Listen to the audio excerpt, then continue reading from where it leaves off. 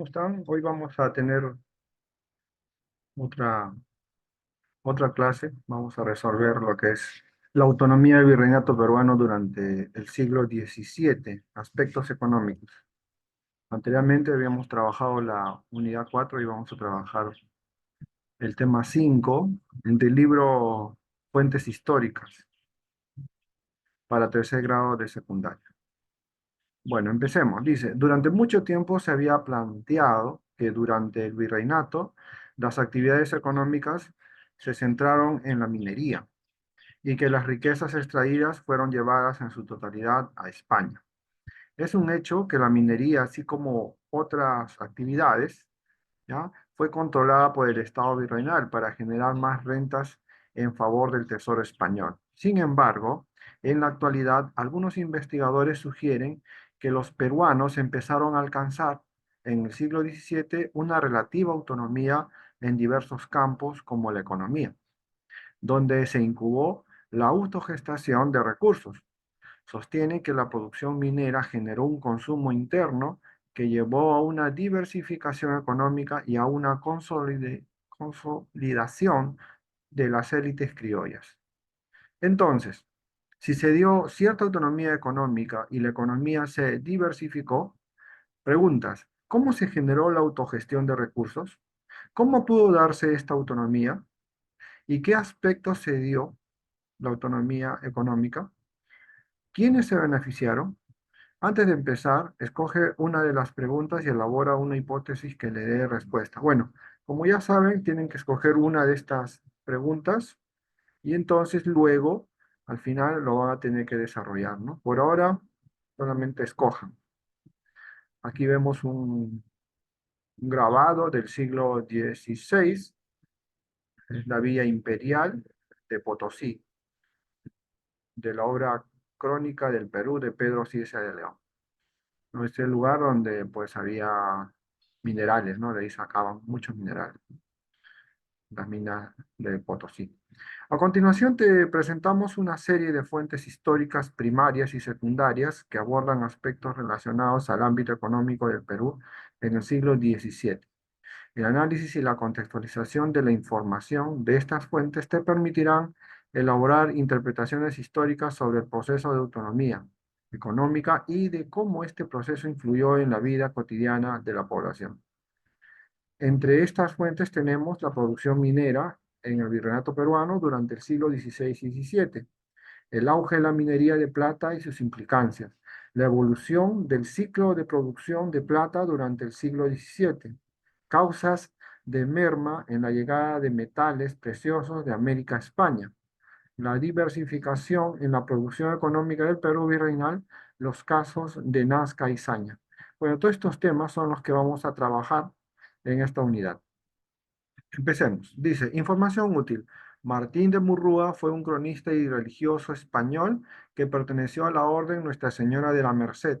Se piensa que llegó al Perú hacia 1585 y residió durante unos años en Arequipa. En 1616, Murrúa solicitó permiso para imprimir su crónica publicada después con el título Historia General del Perú. 5.1. Dice así, la producción minera en el virreinato peruano durante el siglo XVI y XVII. No hay duda, sino que lo mejor, más florido y estimado de todas las Indias occidentales es el Perú, y el más rico y poderoso reino en oro y plata, que el día de hoy se sabe, en toda la redondez del mundo, porque casi se puede llamar todo él. En la sierra una mina de plata y de oro, pues en poquísimas provincias hay que no haya noticia de haber minas de plata u oro o de otros metales. Si todas las minas que hay en el Perú se cultivasen, sería tanta la infinidad de plata que de ellas se sacasen, que como las piedras se estimarían. Las minas que se benefician son las de Choclocochas, en la ciudad de Castrovirreina, las de Villarrica de Oropesa, fundada por el virrey don Francisco Toledo, de Azogue, las de Vilcabamba, antiguas del tiempo de los incas, las de Carabaya, del más rico y subido oro que se sabe en el mundo. Las de Oruro, nuevas, riquísimas, las de Porco, las de Potosí, Villa Imperial, donde está el más célebre y mentado cerro que en toda la redondez de la tierra, se sabe, y que hasta los confines del oriente, de septentrión y mediodía, se trata de sus riquezas. Y allá es sublimado por la mina más abundante y de donde más plata se ha sacado de cuantas desde la creación del mundo acá se han labrado. Bueno, es interesante lo que dice Murrúa, 1964. Su lenguaje es un poco así romance, ¿no? Pero lo que quiere decir es que pues la tierra del Perú está llena de oro y de plata, ¿no? En pocas palabras. Otra cosa, información útil. Las minas de Potosí fueron un importante centro minero de extracción de plata durante el virreinato. Esta se encontraba en el Cerro de Potosí, en el Alto Perú, actual Bolivia, en el sur de la ciudad de Potosí. A ver, glosario y septentrión significa norte, sublimar, engrandecer, exaltar, exalzar, elevar a un grado superior. 5.2 dice, el auge de la minería de plata y sus implicancias. Con el auge de la minería de plata, Potosí y Huancavelica se convirtieron en verdaderas metrópolis. A título de ejemplo, sabemos que la vía imperial del Potosí contaba con 150.000 habitantes para 1610, lo que equivale a decir que para esa época era una de las ciudades más pobladas del mundo occidental. Era más poblada que Ámsterdam y Londres, y sin duda que Sevilla y Venecia. En esas ciudades andinas, desde finales del siglo XVI e inicios del siglo XVII, existió una verdadera demanda de artículos importados, ¿no? De Europa y de otros continentes, que solo es comparable con la situación de las ciudades portuarias. Las importaciones revelan las distintas presencias continentales en el espacio peruano. En los bazares de los dos centros mineros encontramos textiles provenientes de Italia, ¿no? España, Inglaterra, Francia, los Países Bajos, así como especies de sedas de Asia. En el caso de Potosí encontramos también porcelana y tejidos asiáticos, sin olvidar las importaciones del hierro utilizado en la minería que provenían de Vizcaya y de Suecia. Autor Salazar Soler, 2009, página 176. El anterior era Murúa, del año 1964, pero que fueron escritos en 1613 y 1616. Murúa es de ese tiempo, ¿no? Es uno de los cronistas más antiguos. A ver, preguntas, actividades. ¿Qué impresión tiene el cronista Murúa sobre la producción minera en el virreinato peruano? Según los registros históricos, la economía del virreinato del Perú durante el siglo XVII se centró principalmente en la explotación de recursos naturales, especialmente en la minería. La producción minera fue una parte fundamental de la economía peruana en ese periodo. Sin embargo, también estuvo sujeta a un estricto control por parte de la metrópoli española. El cronista Murúa probablemente tenía una impresión mixta sobre la producción minera en el virreinato. Por un lado, la minería generaba riqueza y contribuía al crecimiento económico.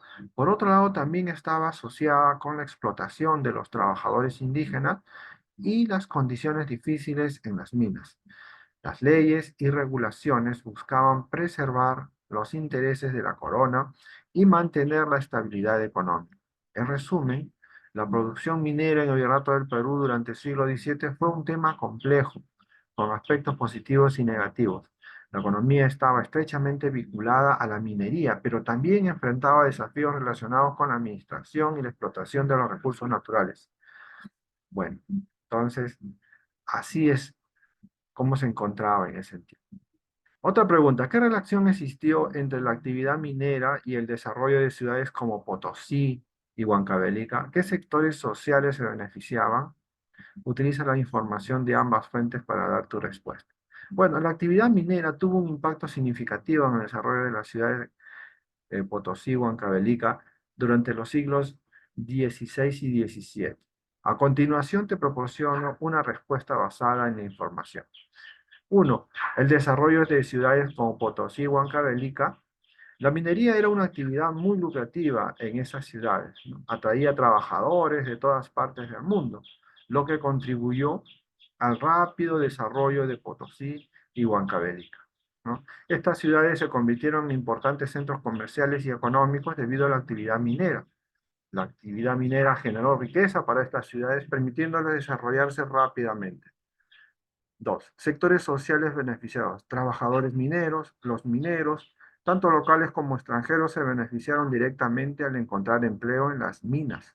Comerciantes y empresarios. El auge minero impulsó la economía local, lo que benefició a los comerciantes y empresarios que suministraban bienes y servicios a la industria minera. Autoridades y funcionarios, aquellos en posiciones de poder también se beneficiaron, ya que la riqueza generada por la minería contribuyó a la estabilidad y el crecimiento de las ciudades. En resumen, la actividad minera no solo transformó la geografía y la economía de Potosí o Huancavelica, sino que también afectó a diversos sectores sociales, desde los trabajadores hasta los líderes locales. Entonces, ¿hubieron sectores sociales que se beneficiaron? Sí, sí hubo sectores, especialmente los que contrataban, ¿no? Que contrataban, jefes. ¿Qué otras actividades económicas se desarrollaron producto del auge de la actividad minera? Bueno, el auge de la minería en el siglo XIX también impulsó el desarrollo de otras actividades económicas. La agricultura. La demanda de alimentos condujo al desarrollo de la agricultura. Los cultivos como cereales, tubérculos y legumbres se volvieron esenciales para abastecer a las comunidades mineras. La ganadería, la cría de ganado también experimentó un crecimiento significativo. La carne, la leche y otros productos ganaderos eran necesarios para alimentar a la población minera y satisfacer la demanda local. La pesca, igualmente, en las regiones cercanas a la costa, la pesca se convirtió en una actividad importante. Los pescados y mariscos proporcionaban proteínas y era una fuente vital de alimento para las comunidades mineras. La silvicultura, la explotación de los recursos forestales se intensificó. La madera se utilizaba para la construcción, la minería y la fabricación de herramientas. La importación de productos de ultramar, vestidos, telas, materiales, cerámica, porcelana, etc. En resumen, el auge de la actividad minera no solo transformó la economía de las regiones mineras, sino también estimuló el crecimiento de sectores como la agricultura y la ganadería, la pesca y la silvicultura. Bueno, estos eran mercados o círculos, ¿no?, de comercio regionales, locales, ¿no? Esto fue de alguna manera incentivado por la extracción de minerales en estos centros, ¿no? Centros mineros. Dice, utiliza una fuente confiable para indicar el uso que le dio España a los minerales extraídos de sus colonias americanas. El auge de la minería en las colonias americanas proporcionó una gran cantidad de minerales, especialmente plata, ¿no? Aunque inicialmente se buscaba principalmente oro, fue la plata la que predominó tanto en volumen como en valor. Aquí tienes algunos detalles basados en fuentes confiables. A ver, la plata, la plata. La minería de plata, la minería de plata fue fundamental para la economía española durante la época colonial. Las minas de México desde la década de 1520 y la de Potosí en la actual Bolivia desde la década de 1540. Enviaron grandes cantidades de plata a España. Esta plata se utilizó para acuñar moneda y financiar las operaciones del Imperio español. El oro. Aunque el oro también se extrajo en cantidades variables, la plata fue más importante. El oro se fundía en monedas y lingotes para facilitar su transporte de regreso a Europa. Sin embargo, la plata superó al oro en términos de producción y valor. Los beneficios económicos. Los minerales extraídos de las colonias americanas, especialmente la plata, contribuyeron significativamente a la riqueza de España. Gran parte de este metal precioso se destinó a la corona y se utilizó para financiar guerras, construir monumentos y mantener la economía imperial. En resumen, la minería en las colonias americanas proporcionó a España una fuente vital de riqueza en forma de minerales, especialmente plata, que desempeñó un papel crucial en la economía y el poderío del Imperio español, pero que poco tiempo le duró, ¿no? Pues eh, poco tiempo me refiero hasta el siglo XIX, ¿no? Inicios del siglo XIX, porque entonces ya no tenían, no contaban con esos ingresos, pese a que todavía mantenían las colonias. Su mala administración, el despilfarro y el acostumbrarse a una vida fácil, ¿no? Les terminó finalmente dándoles su vuelto, ¿no? Ahora, leamos la sección 5.3. El glosario, coste, conjunto de gastos para la producción de bienes y servicios. Drenar, dar salida y corriente a las aguas muertas o a la excesiva humedad de los terrenos por medio de zanjas o cañerías. Ahora, la evolución del ciclo de producción de plata durante el siglo XVII. Para la década de 1620, la decadencia de la dominante industria minera de la plata y del comercio con España había estimulado una mayor diversificación económica a medida que la agricultura, las redes comerciales, intercoloniales y la industria local absorbían una mayor parte del capital de inversión del virreinato. Al iniciar el siglo XVII, la economía y la sociedad virreinal giraban en torno a las minas del Perú y el Alto Perú, así como de la red comercial transatlántica que tenía su centro en Lima. Hacia 1650, la alta productividad de la industria argentífera del siglo XVI, aquí cuando hablamos de argentífero, tiene que ver con metales, con minería, ¿no? Con búsqueda de oro. Y comienzos del siglo XVII dio un paso a una fase de gradual decadencia. Podríamos remontar algunas de las razones en este declive a los inevitables problemas estructurales de la industria, tales como la inundación de los socavones, el creciente coste del mercurio empleado en el refinamiento del mineral de plata o a una caída en la ley del mineral mismo. Además de estos problemas, el mal manejo de la oferta de mercurio provocó su carestía, ¿no? Los altos impuestos drenaban las utilidades y la escasez de trabajadores forzados indígenas, ¿no? Mitayos se le llamaba, ¿no? Contribuyeron todos al alza en los costes y la caída de la producción. En Potosí, por ejemplo, muchos mineros azogueros comenzaron a aceptar pagos en efectivo de los indios de faltriquera. Esto es mitayos que compraban su salida de la mita pagando el equivalente el salario de un trabajador asalariado libre, los mingas. La fuente es Andrien 2011, página 22, 23 y 31 y 32. Bueno, aquí vemos cómo es que la producción de plata empieza a tener problemas ya en el siglo XVII, ¿no? 5.4 dice, causas de merma en la llegada de metales preciosos de América a España. Los mercaderes andaluces también lograron amasar grandes fortunas por el lugar privilegiado que ocupaban dentro de este tráfico.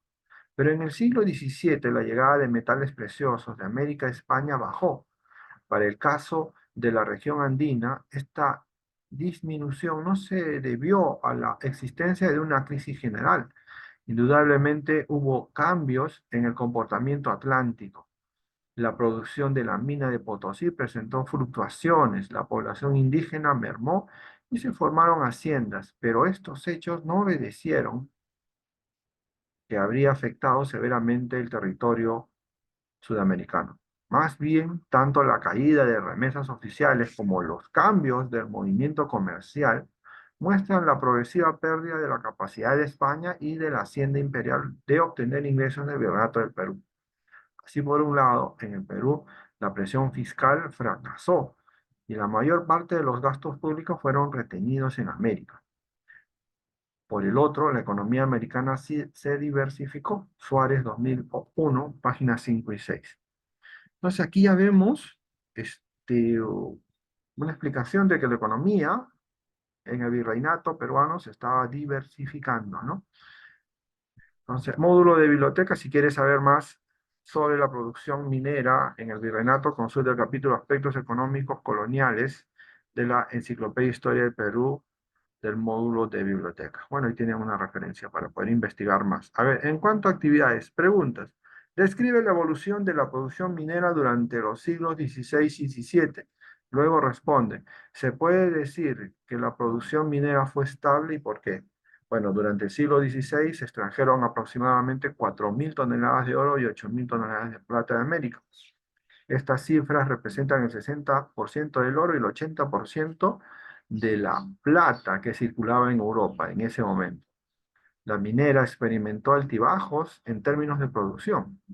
Algunos años fueron muy rentables, mientras que otros fueron menos favorables. Esto se debió a varios factores, como la oferta y la demanda de metales, así como las condiciones climáticas y geológicas. Segundo, no se puede decir que la producción minera fue estable durante este periodo. Varios motivos contribuyeron a su inestabilidad. Falta de inversión. A pesar de la riqueza de los recursos minerales, hubo una falta de inversión adecuada en la infraestructura minera, mala calidad de los minerales. Algunas minas producían minerales de baja calidad, lo que afectaba la rentabilidad y escasez de mano de obra. Las epidemias, la disminución de la población indígena afectaron la disponibilidad de trabajadores en las minas. La competencia de otros países, otros territorios también estaban explotando minerales, lo que afectó la posición de las colonias españolas. En resumen, la producción minera durante el siglo XVI y XVII fue variable y no estable, ¿no? Pregunta, contrasta las dos fuentes y identifica las explicaciones que ambas dan acerca de las causas de la baja producción o exportación minera.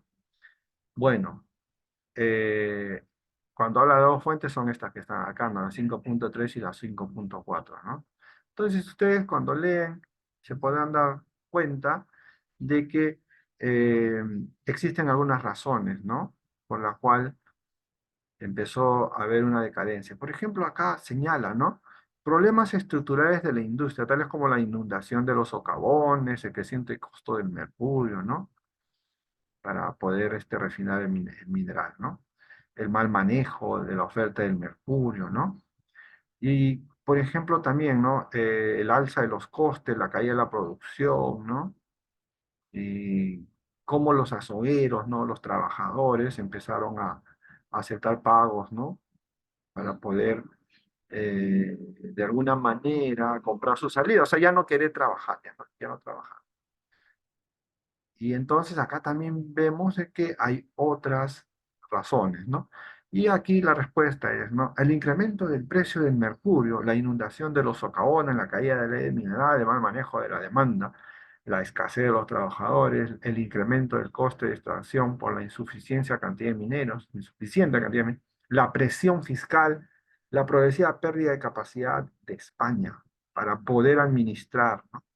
Cambios en el comportamiento del Atlántico, ¿qué quiere decir? De la mercancía, ¿no? De los comercios, o sea, ya no había demanda para estos minerales. La formación de haciendas, la caída de remesas oficiales y el incremento de los impuestos terminaron por frenar la producción de los minerales en el siglo XVII. Bueno, eran múltiples factores que terminaron finalmente de mermar, ¿no? O de frenar el comercio de los metales, ¿no? El oro y la plata. Otra pregunta, ¿cuáles fueron las consecuencias en el Perú y en España de la disminución de la producción minera? En el Perú, en el siglo XVII, fue testigo de una crisis en la producción de plata y azogue, mercurio. La disminución de la producción afectó la economía y la estabilidad del virreinato. El monopolio estatal, a pesar de la crisis, el Estado mantuvo el monopolio sobre los insumos mineros. Sin embargo, los mineros acumularon deudas con la caja fiscal, lo que afectó la recaudación de ingresos. Cambios económicos. La minería dejó de ser el único motor de la producción y el intercambio.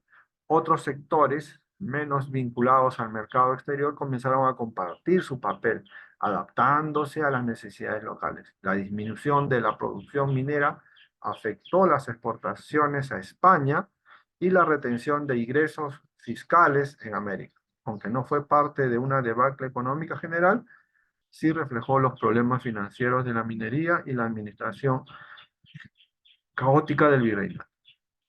Pasemos ahora a leer el 5.5. La fuente dice, glosario, cordobanes, piel curtida de macho, cabrío o de cabra. Cuero. La diversificación en la producción económica del Perú virreinal, los casos de Nazca y Saña. Las mercaderías que cada año vienen de España, de México, de la China, a este reino de Perú también son causa de enriquecerle, pues pocos hombres hay en el Perú que no vistan seda y oro. Además de esto, aumentan sus riquezas las infinitas crías que hay en todo el reino de ganado, vacuno y ovejuno y de cerdo. Que más barato, sin comparación, se come en el Perú la carne que en España y más en abundancia. Las sementeras de trigo son tantas y tan colmadas que no se pasa en el Perú hambre. Antes de todos los valles de Santa, Trujillo y Saña, se cargan cada año navíos para Panamá de harina, pues la copia que se coge en estos mismos valles de azúcar, de miel, de cebo, de manteca, cordobanes, y se lleva a Panamá, la ciudad de los reyes, y lo mismo, en otros muchos valles del reino se coge infinita azúcar alrededor de Huamanga, en el valle de la Bancay. Pues la acogida de vino en el valle de Ica y de Nazca, en Camaná, Majes y Vítor, quien niega que sea de las más ricas del mundo. ¿Quién niega que sea, dice, la más rica del mundo? ¿No? Esto lo escribe Murrúa, ¿no? Es el mismo que habíamos leído anteriormente, un cronista del siglo XVII, ¿no? Dice, de suerte que se puede pedir para hacer un reino rico, poderoso, abundante, más de las cosas que están referidas y que cada día se aumenta. Solo le falta el Perú seda y lino, dice, para que con ello tener todo de sobra y no haber necesidad de mendigar ni esperar nada de otro ningún reino ni provincia del mundo, porque hierro, si lo buscasen, sin duda hallarían minerales de eso, ¿no? Y seda y lino, si las plantaran, se dieran en cantidad increíble.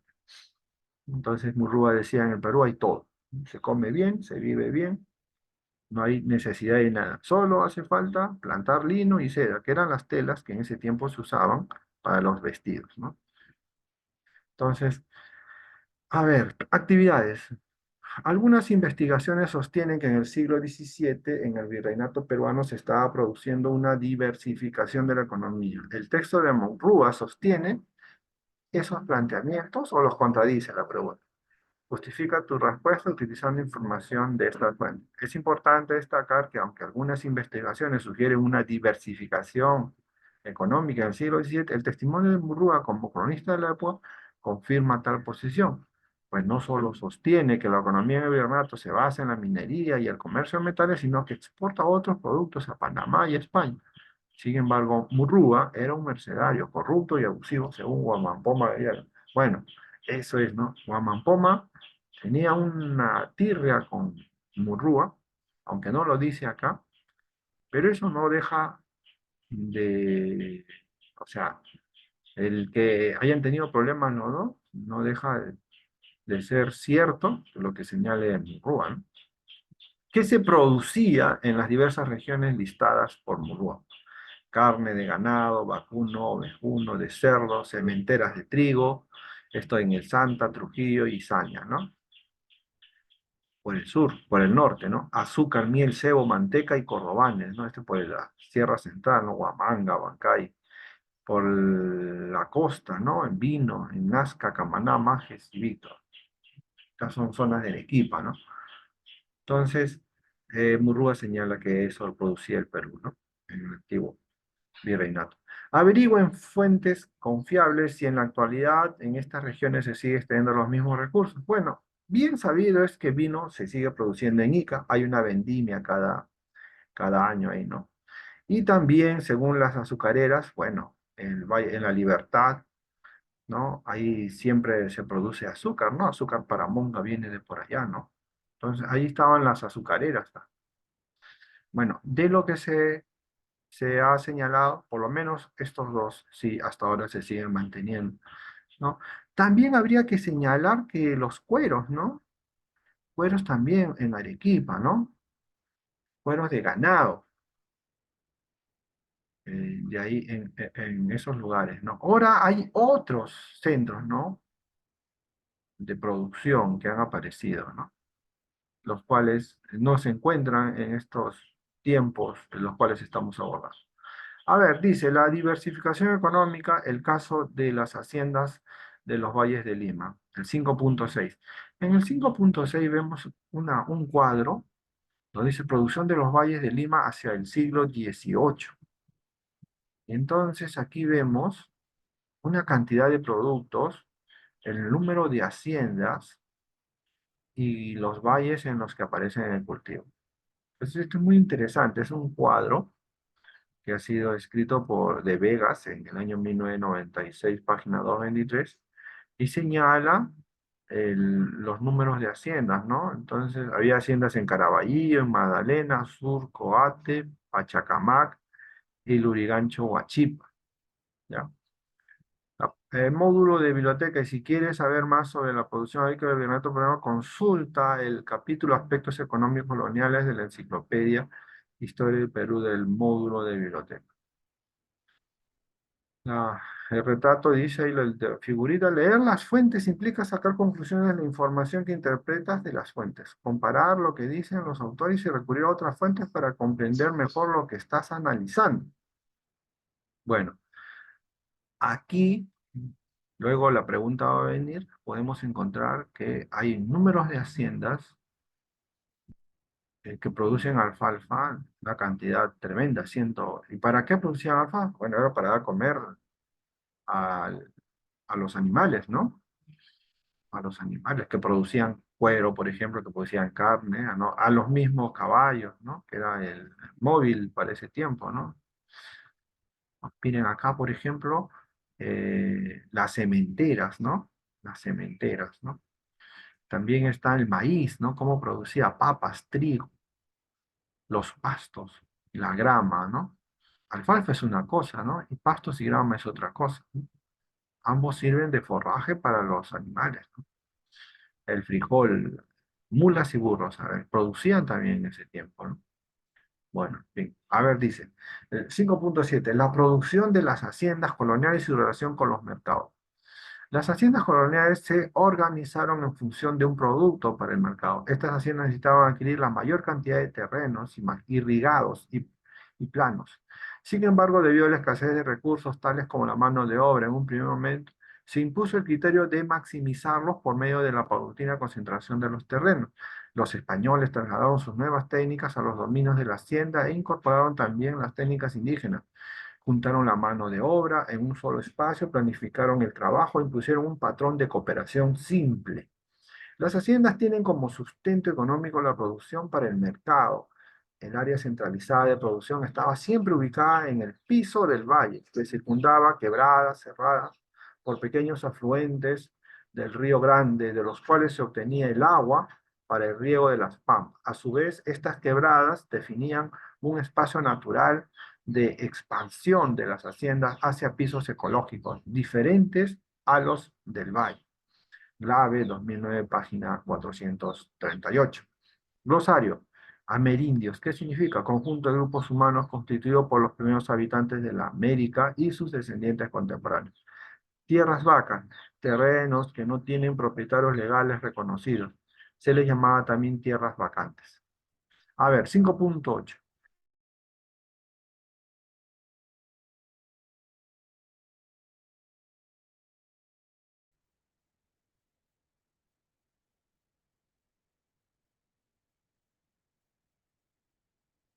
Dice, ¿no? Entonces, eh, lo que se señala aquí es que había una diversificación económica, ¿no? Entonces, a- se había visto ya de que la minería había tenido sus problemas, ¿no? La minería había tenido sus bajas, ¿no? Pero la creciente demanda de alimentos, la amplia red de mercados establecidos por los europeos en la sierra y a lo largo de la costa, la disponibilidad de buenas tierras y la avidez de los españoles por ganar la riqueza y el prestigio que la tenencia de la tierra prometía, llevaron al crecimiento de la economía rural, ¿no? Esto lo señala Andría en el año 2011 en su obra, página 38, ¿no? La pregunta es, analiza la fuente 5.6, la 5.6 es esta, el cuadro, ¿no? ¿Y qué valles de la costa tenían mayor diversificación en la producción? ¿Cuáles eran los productos que más se producían? Bueno, después de haber analizado, haber observado, encontré que Caraballo, Surco y Ate, ¿no? Eran los dos valles que tenían mayor diversificación en la producción, ¿no? Y había mayor producción, ¿no? Entonces, la pregunta, ¿cuáles eran los productos que más se producían? Bueno, aquí vemos, ¿no? Aquí vemos, ¿no? Entonces, alfalfa, sementeras, maíz, frijol, papa, ¿no? Caraballo dice, Surco y Ate, ¿ves? A ver, estas son las haciendas. Todos los que son Caraballo es número uno y Surco y Ate es el número tres.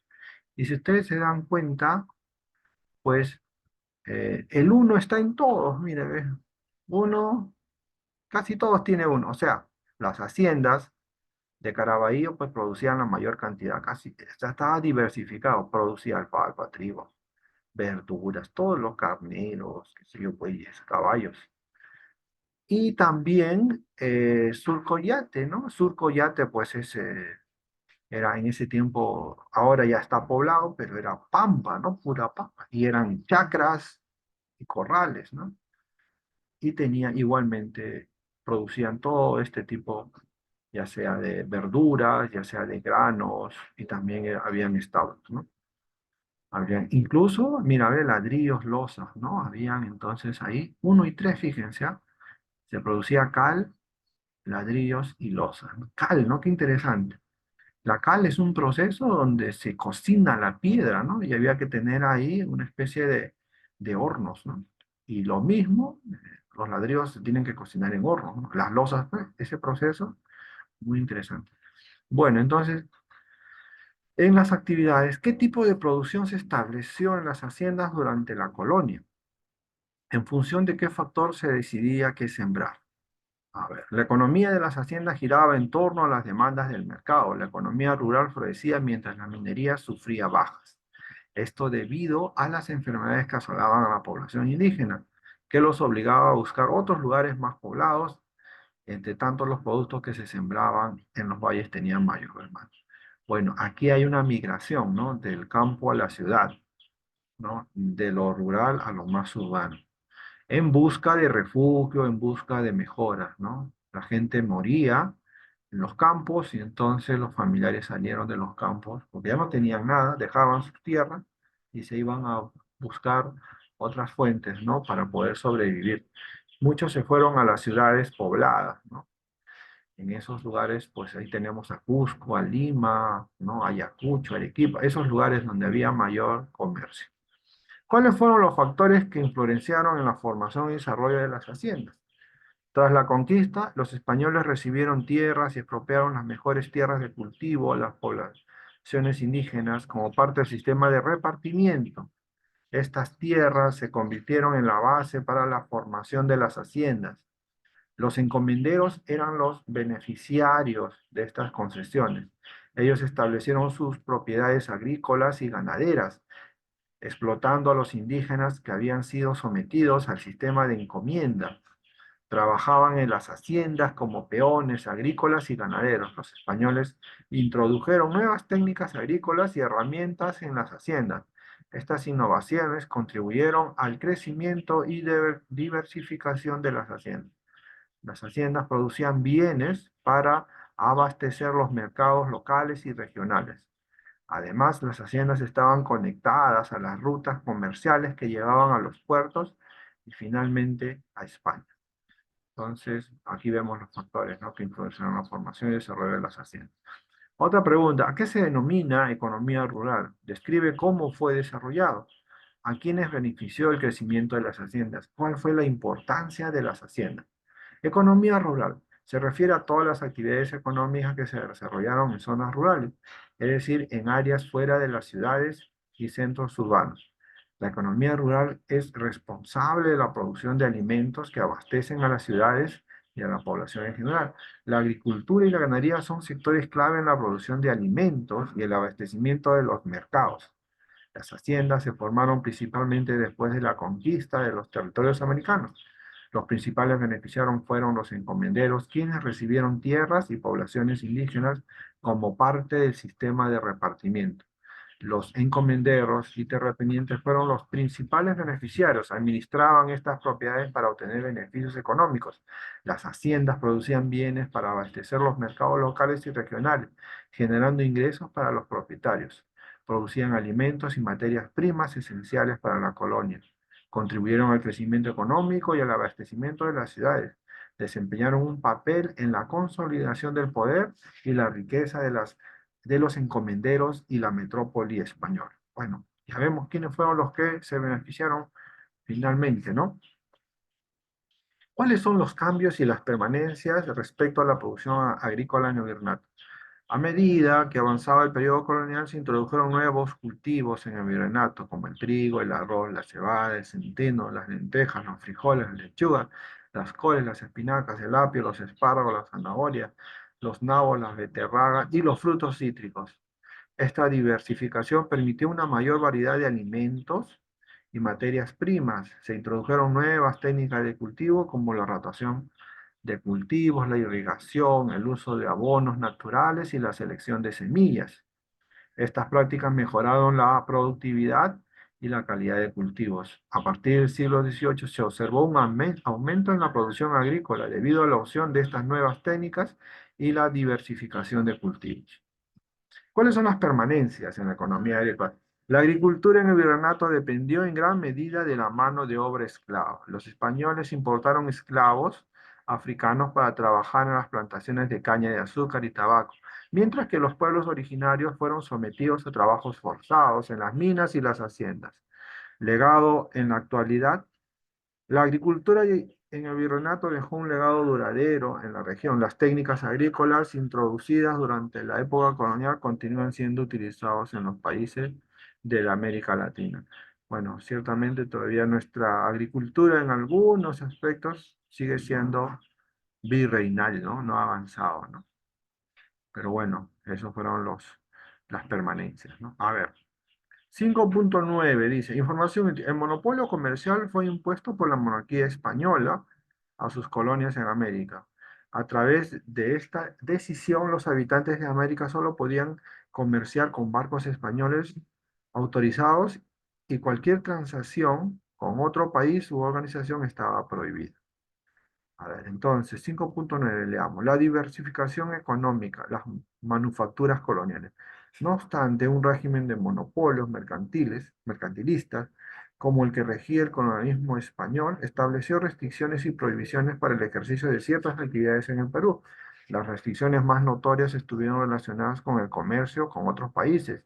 Y entre las colonias, aunque entre las limitaciones más importantes hubo otras referidas a la producción de artículos, que podían ser importados desde la península y que por ello podían afectar directamente los intereses y los derechos coloniales de la metrópoli.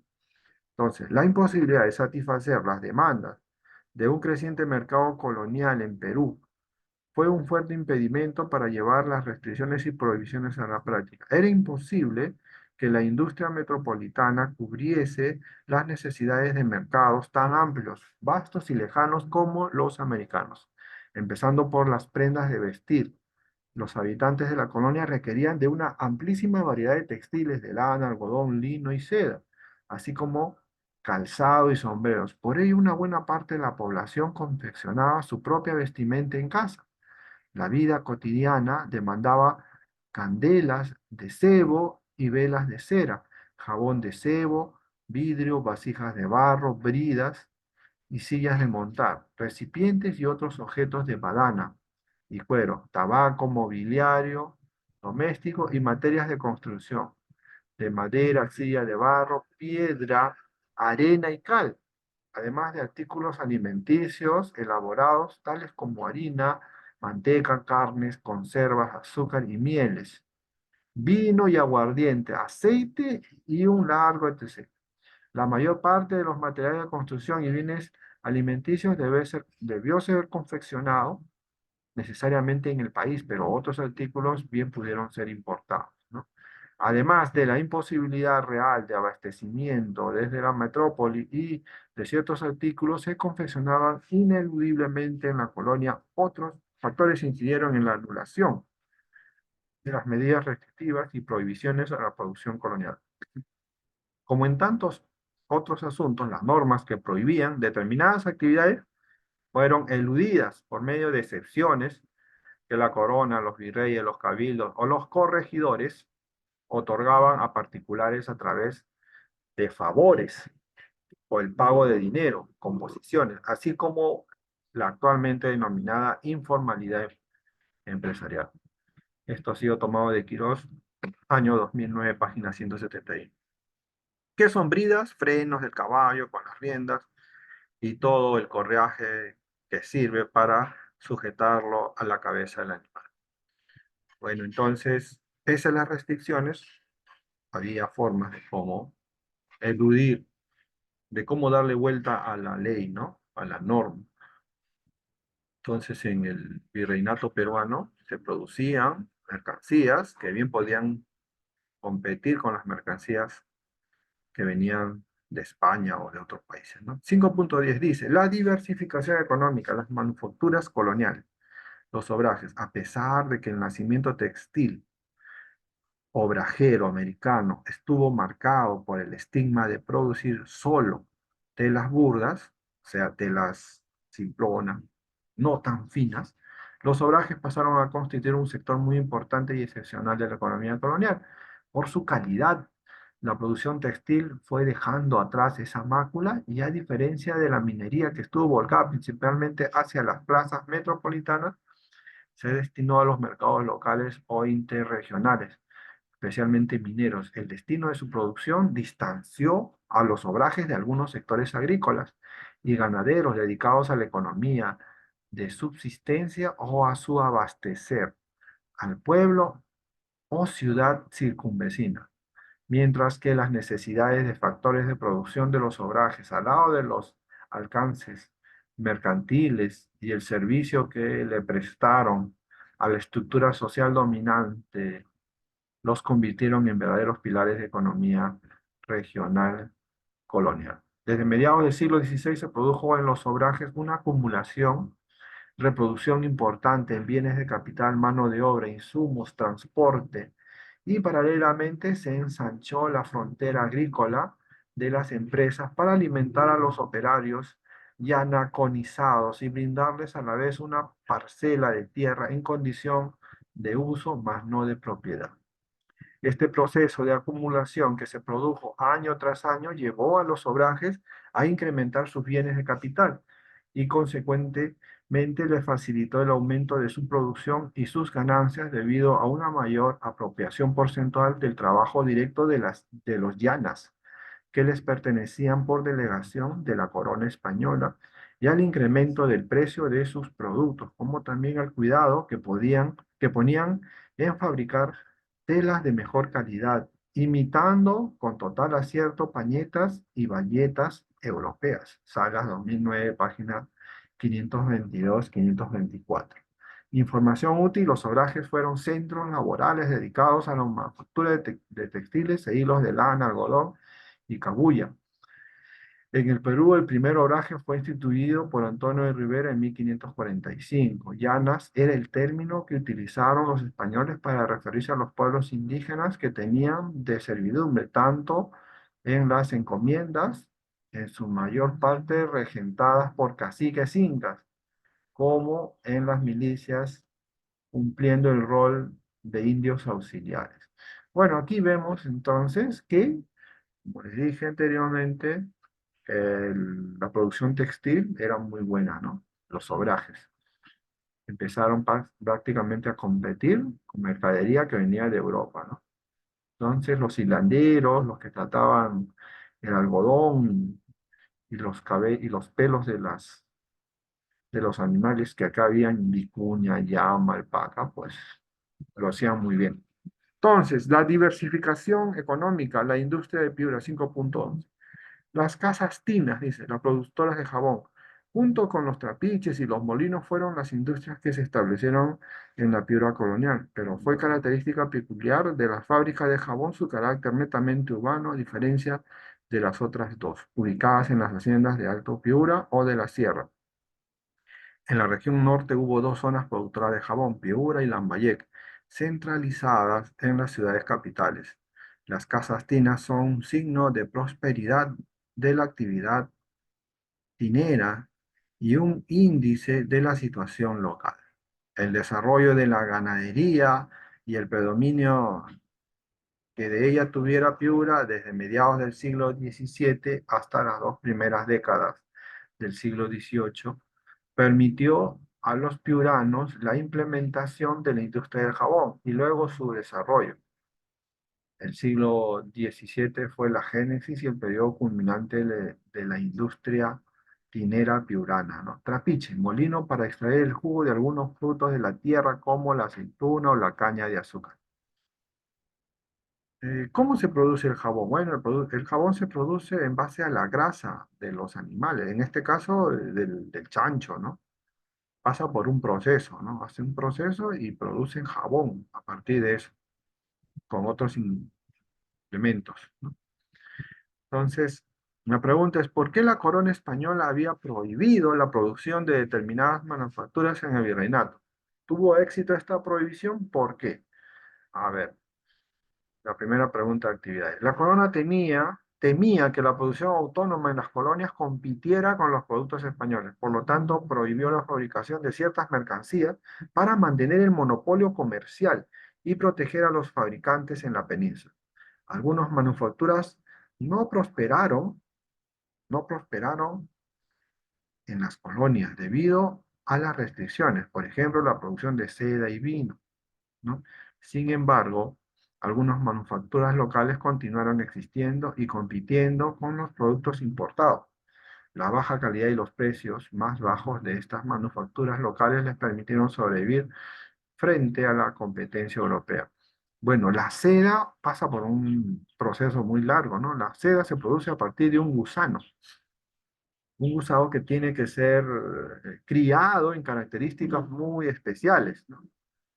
Entonces, ese gusano va desarrollando hilos, y al final esos hilos se vuelven como una especie de ovillos que tienen que ser convertidos, en conos. Entonces, el gusano de seda se, básicamente se producía en Asia, ¿no? Entonces, es una tela muy apreciada, el hilo era muy apreciado y muy caro, ¿no?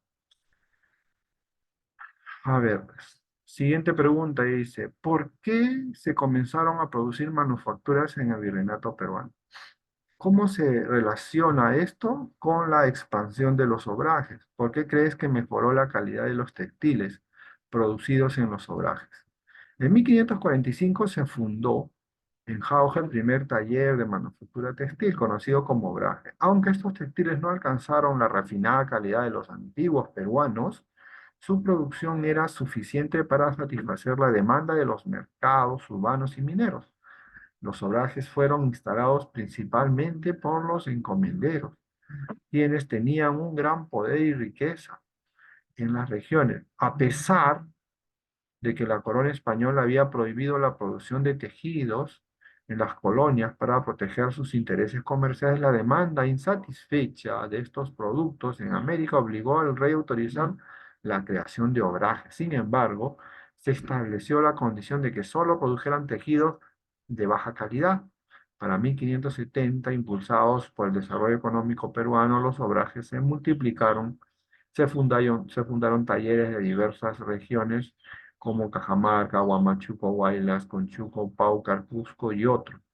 El crecimiento de los obrajes quiteños y la disminución del número de indígenas tributarios debido a recortes en las prerrogativas de los encomenderos llevaron a la decadencia de los obrajes peruanos en las primeras décadas del siglo XVII.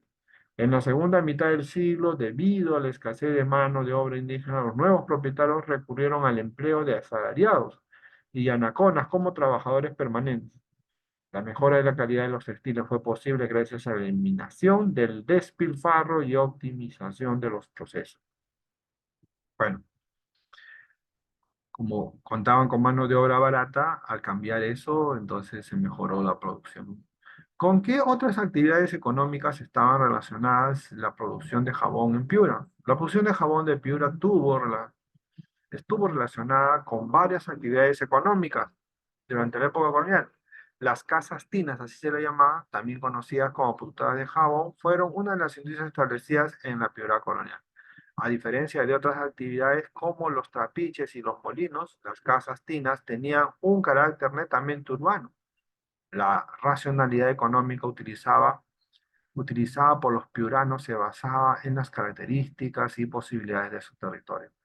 Las diferentes industrias que se asentaron en la región norte y en Piura tuvieron su sustento en las actividades agrícolas y ganaderas.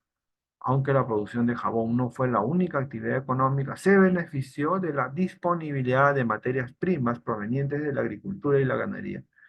A pesar de que se identificaba al jabón norteño como propio de los valles, Piura mantuvo una producción significativa de jabón en la zona. Hubo casi el mismo número de casas tina que en Lambayeque hasta finales del siglo XVIII. Entonces, en Piura, Lambayeque, en esa zona del norte, se producía jabón. ¿Por qué se dice que la economía en el virreinato peruano fue diversificada? Utiliza la información de las fuentes para elaborar tu respuesta. La economía en el virreinato del Perú durante la época colonial fue notablemente diversificada debido a una combinación de factores. La minería fue uno de los pilares fundamentales de la economía colonial. La extracción de metales preciosos como el oro y la plata contribuyó significativamente a la acumulación de riqueza. La agricultura y la ganadería prehispánicas experimentaron cambios significativos con la llegada de los conquistadores. Se introdujeron nuevas técnicas, especies y herramientas. Los peninsulares trajeron cultivos como el trigo, la vid, los cítricos y el ajo, así como animales como la vaca, los cerdos y las gallinas. Además, se masificó el consumo de maíz y de coca. Los obrajes instalados por los encomenderos contribuyeron a la diversificación económica al producir textiles. Los metales preciosos extraídos de las colonias americanas se convirtieron en la base del expansionismo de España y estimularon su comercio exterior. En el siglo XVI se estableció una política comercial exclusivista y un control estatal para exportar la mayor cantidad de metales hacia la península. Además de los metales, las colonias exportaban materias primas agrícolas para abastecer el mercado europeo. Bueno, aquí vemos y encontramos de que en la colonia había diversidad de producción, ¿no? Por eso se habla de una diversificación económica, ¿no? 5.12. Los circuitos de intercambio regional, las ciudades. A ver, información útil. Las llamas fueron elementos indispensables en el andamiaje de la circulación de mercancías agrícolas. No podían ser reemplazadas por otro tipo de ganado y resultaban absolutamente más económicas que las mulas. Sin embargo, el transporte del vino de los valles arequipeños a la ciudad de Arequipa se hacía en mulas, pero el transporte largo en donde Baba, el más alto costo de la circulación de la mercancía se hacía en llamas. La llama es ese auquénido que lo han comparado incluso con los camellos, ¿no? Entonces, desde ya muy tempranamente, las llamas han servido como transporte, ¿no? Las ciudades fueron también un mercado que completó el explosivo foco de demanda que eran las ciudades de los centros mineros. Su abastecimiento organizó una red de relaciones regionales en sus contornos, pero también estos se especializaron en la producción de determinados productos agrícolas que se destinaba al consumo extrarregional. Los casos más importantes del siglo XVI fueron la coca del Cusco y el vino de Arequipa, incluyendo Moquegua. El destino de fabulosas cantidades de estos productos fue Por un lado, los asentamientos mineros y por otro, las ciudades. Al promediar el último cuarto del siglo XVI, teníamos ya consolidado en el sur andino colonial, entre las ciudades de Cusco, Arequipa, La Paz, el asiento minero de Potosí, un sistema de intercambios mercantiles de larga data, muy profundo y ramificado. La geografía económica de ese espacio nos lo muestra claramente, definido en términos de especializaciones complementarias. Clave 1989, página 37-38. Esto corresponde a los circuitos de intercambio regional, las ciudades. 5.13. Los circuitos de intercambio regional, la ciudad de Piura. La región norte fundamentó su quehacer económico colonial en las actividades agropecuarias, ¿no? Algunos de sus valles, como Saña y Trujillo, se dedicaron al cultivo de la caña y en menor medida a la cría de ganado. Piura, por el contrario, sustentó la vida económica de su territorio con la ganadería. Hubo un grado de desarrollo de productos agroexportadores por la zona de la sierra, pero al parecer no con un volumen suficiente como para competir en el mercado colonial. Entonces, comercialmente, la situación de la ciudad de Piura era inmejorable, localizada en la zona extremo norte de la audiencia de Lima. Era la última ciudad costera de la misma y por la que necesariamente se debía circular si se deseaba pasar a la audiencia de Quito. Viniendo por mar, Paita era el puerto de parada prácticamente obligatorio para todos los navíos que venían del norte o del sur, Panamá o Callao. Entonces, una zona estratégica, ¿no? Una zona estratégica.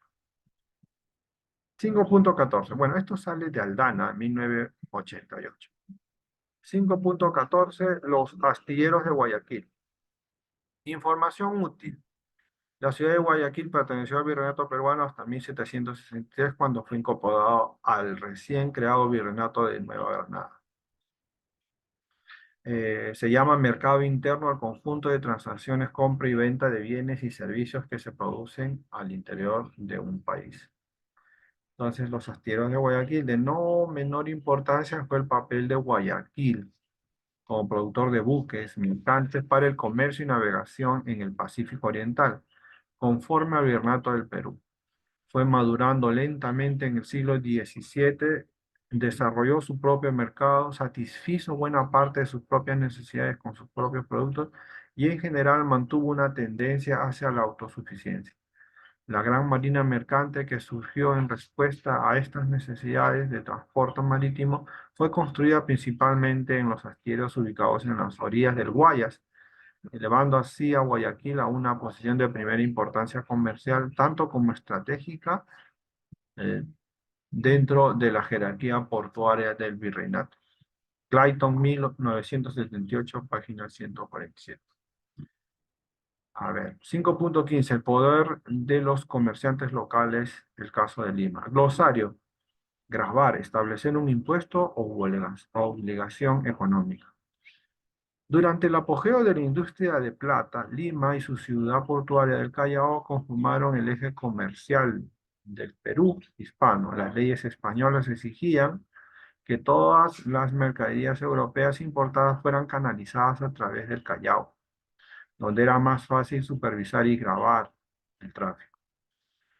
De ahí que todos los restantes centros mineros, agrícolas, manufactureros y administrativos del Perú hispano dependían de los comerciantes limeños para que les vendieran sus bienes y les aprovisionaran con mercaderías procedentes de Europa, Asia y las Américas. Esto lo sacamos de Andrien, año 2011, página 35. Actividades. Pregunta.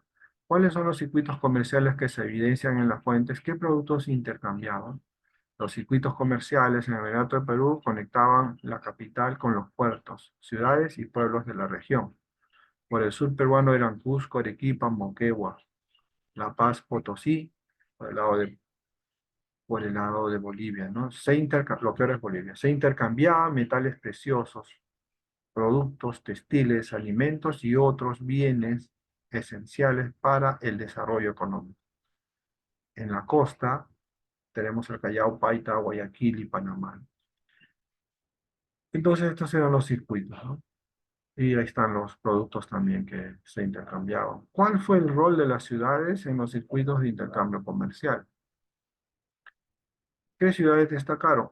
Lima fue un centro comercial vital. El puerto de Callao facilitaba el comercio con Europa y otras colonias. Lima era un punto de encuentro para comerciantes y su actividad comercial contribuyó al desarrollo económico.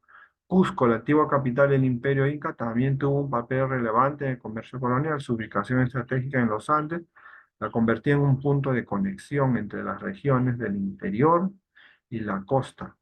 Arequipa, conocida por su producción textil, fue otro centro comercial destacado.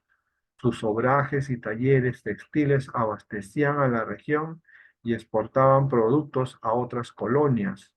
La lana de alpaca y vicuña era especialmente valorada en el comercio internacional. Moquegua, en cuanto a producción, Trujillo en la costa norte de Perú también tuvo relevancia, ¿no? El avance comercial. Su puerto, Salaberry, facilitaba el intercambio de bienes y conectaba la región con otros puertos americanos y europeos. Además, Trujillo era un centro agrícola y ganadero importante. A ver, actividades. Los textos presentados en las fuentes 5.14 y 5.15 complementan o contrastan la información que se presenta en las fuentes 5.12 y 5.13. Sustenta tu respuesta. Bueno, a ver, miren, 5.12, 5.13, 5.14 y 5.15. Ya. A ver, 5.12 y 5.13. Bueno, aquí se habla de los circuitos regionales de las ciudades de Lima. Eh, bueno, acá habla más que todo del de Cusco, Arequipa, habla de Moquegua, habla también de Arequipa, La Paz, ¿no?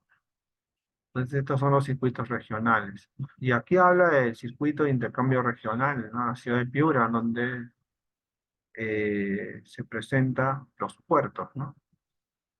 Los puertos, ¿no? La región norte fundamental del crecimiento económico en las actividades agropecuarias, ¿no? Entonces, aquí se presentan los lugares de intercambio, que son básicamente los puertos, ¿no? Por ejemplo, había señala aquí, ¿no? Que la situación de Piura era inmejorable. ¿Por qué? Porque tenía el puerto de Paita, ¿no? Ya por mar. Entonces también habla de Panamá y del Callao, ¿no? Que eran sitios portuarios, ciudades portuarias, ¿no? Y aquí habla, pues, del intercambio, ¿no? Habla de las rutas del comercio, ¿no? Que venían por la parte sur, ¿no? De lo que ahora es Bolivia, La Paz, por Cusco, luego Arequipa, ¿no? Entonces, y aquí nos habla de los astilleros, nos habla otros puertos, ¿no? Guayaquil, donde se construían los navíos, los astilleros de Guayas, y aquí se nos habla de las salidas de las mercancías, ¿no? Que era a través del puerto del Callao. Y la pregunta es si son, si se comprendan, si se complementan, ¿no? Entonces, aquí yo puse sí, pero ustedes pueden desarrollar, ¿no? Que estas cuatro fuentes se complementan porque se habla de circuitos, se habla de producción y de cómo salían estos productos por las ciudades portuarias, ¿no? Entonces, aquí ustedes podrían argumentar ese dato, ¿no? ¿Qué dice? Algunas áreas regionales, la siguiente pregunta, se especializaron en un producto. Identifica alguna de estas áreas. Bueno, aquí está planteado. Aquí está el Piura, se producía el trapiche y la producción de jabón. En Arequipa, los obrajes y los textiles. En Trujillo, la ganadería, la caña de azúcar. En Cusco, la hoja de coca. En Lima, también granos y verduras en esos valles que se había planteado, ¿no? Que se había presentado. Otra cosa más, ¿qué actividades se desarrollaron en el astillero de Guayaquil? ¿Qué rol cumplió Guayaquil en los circuitos comerciales? El astillero de Guayaquil desarrolló su propio mercado, ¿no? Satisfizo buena parte de sus propias necesidades con sus propios productos y en general mantuvo una tendencia a la autosuficiencia, ¿no? Como era un astillero, pues ahí se construían barcos, La gran marina mercante que surgió en respuesta a estas necesidades de transporte marítimo fue construida principalmente en los astilleros ubicados en las orillas del Guayas, elevando así a Guayaquil una posición de primera importancia comercial, tanto como estratégica y también dentro de la jerarquía portuaria del virreinato. Sin embargo, vamos a ver que por ahí no salen productos, son astilleros, o sea, ahí se construyen. ¿Qué función cumplía el puerto del Callao en el intercambio comercial? Que favoreció a los comerciantes limeños. El Callao era el puerto principal de salida de todas las mercancías de virreinato para otras colonias y Europa. Las leyes españolas exigían que todas las mercaderías europeas importadas fueran canalizadas a través del Callao, donde era más fácil supervisar y grabar el tráfico. O sea, en el Callao salían todas las mercaderías del virreinato peruano y entraban también. Entonces ahí se tenían que señalar los impuestos, ¿no? Impuestos de salida de todas esas mercaderías y también las cantidades. ¿Cuáles eran las diferencias entre los astilleros de Guayaquil y el puerto del Callao? Guayaquil era un astillero importante con un propio circuito local. Callao era el puerto principal de la colonia. Toda mercancía entraba y salía por este puerto. Era el centro aduanero del virreinato, establecido bajo ley por la corona española. Esa era la diferencia. Un astillero es un lugar donde se construyen navíos, barcos. Barcos que se van a usar para la comercialización, para la navegación, para la lleva de productos y recoge productos. El Callao era un puerto donde estaban los barcos, ahí no se hacían barcos, ahí estaban los barcos saliendo e ingresando, ¿no? Entonces eran diferentes funciones. Actividades de cierre, aquí viene ya el ensayo. Después de analizar las fuentes centrales y resolver las preguntas, responde, ¿qué aspectos te han llamado la atención a partir de la revisión de dichas fuentes? Bueno, yo puse la economía diversificada en la colonia. De repente ustedes encuentran otros, porque hay muchos aspectos, ¿no? Muchos aspectos. Puede ser la minería, puede ser la producción de jabón, puede ser la producción de textiles, ¿no? El obraje, ¿no? Como el circuito interno, ¿no? Etcétera, etcétera. Revisa tu hipótesis inicial, la información que te proporcionan las fuentes. Contrasta con lo que pensabas. ¿Qué fuentes te han ayudado a confirmar o cuestionar tu hipótesis? Las crónicas sobre la producción diversificada en el periodo colonial. Yo puse eso, la fuente 5.5 hasta la fuente 5.13, ¿no? El contraste, ¿no? De que se pensaba que Perú era un país enteramente minero y no lo era así. Y no lo era así, ¿no? ¿Qué otras preguntas te surgen? La información con la que cuentas te permite responder. ¿Cuál fue la ruta del contrabando de ultramar en la colonia? Ajá, porque ahí deja entrever, ¿no? De que habían formas de cómo burlar la norma, ¿no? Lo establecido, de que habían productos que no se podían hacer en el Perú. Sin embargo, la demanda era tal que empezaron a hacerse esos productos en el virreinato, especialmente en cuestiones de textiles.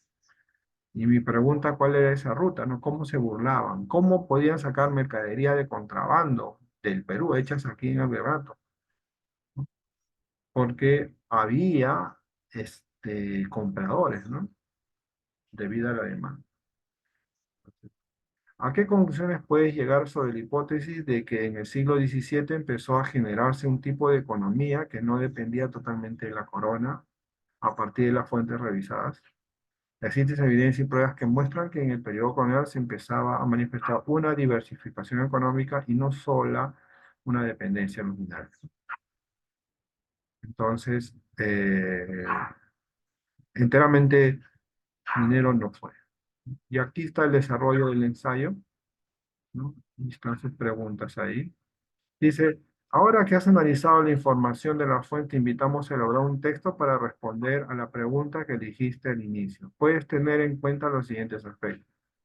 Uno, el motor del desarrollo económico durante el periodo virreinal. Bueno, yo puse durante el periodo virreinal el motor del desarrollo económico en las colonias americanas, incluyendo el virreinato de la Nueva España, tuvo varios factores clave que impulsaron su crecimiento. Minería y exportación de metales preciosos, Exportaban grandes cantidades de oro y plata hacia España, agricultura y producción de bienes. Además de la minería, la agricultura también desempeñó un papel importante, azúcar, granos y textiles, comercio y centros urbanos. Otras ciudades importantes como Cusco, Arequipa y Trujillo también contribuyeron al dinamismo comercial y al desarrollo económico. Las ciudades fueron centros vitales para el comercio. El puerto del Callao en Lima facilitaba las transacciones con Europa y otras colonias. En resumen, la minería, la agricultura, el comercio y las ciudades fueron los motores de desarrollo económico durante el periodo virreinal.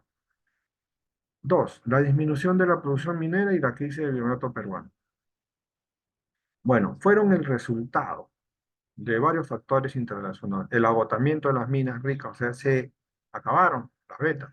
Las minas más ricas como Potosí, Castrovirrey, Oruro y Caylloma habían estado en explotación durante más de 150 años. Su agotamiento llevó a una disminución de la producción de plata y azogue. El azogue puede ser el mercurio utilizado en la refinación de la plata. El azogue era esencial para la obtención de la plata. La falta de este insumo afectó la eficiencia de los procesos de refinación y redujo la producción de plata. Crisis demográfica y mano de obra. La población indígena sufrió una caída demográfica debido a la mita, los trabajos forzados y epidemias, ¿no? La disminución de la mano de obra afectó la producción minera, deudas y problemas administrativos. Los mineros acumularon deudas impagas en la caja fiscal y también el sistema administrativo del virreinato había sido de lo peor, ¿no? Había más egresos que ingresos, ¿no? Entonces, otra cosa más, ¿no? La diversificación económica en el virreinato de Perú involucró la minería, como el oro y la plata. eh, Fue el principal motor económico en el virreinato.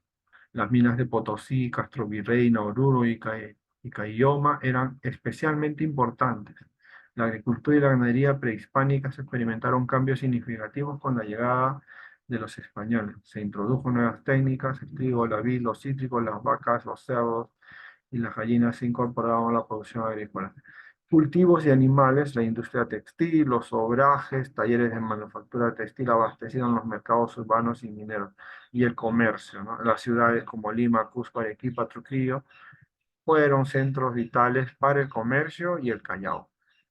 Y esto fue relevante para el comercio internacional. Las diferentes regiones y circuitos mercantiles contribuyeron a este proceso. ¿Quiénes se beneficiaron económicamente? Fueron los encomenderos, ¿no? Los terratenientes, los corregidores, pero también los sectores vinculados a los diversos medios de producción por las nuevas técnicas y avances, ya sea en la agricultura, minería o textiles. Bueno, así hemos llegado al final. La próxima vamos a trabajar rebeliones del siglo XVIII. Por ahora terminamos esta sección. Espero pues que nos pueda servir, ¿no? Entonces, hasta la próxima.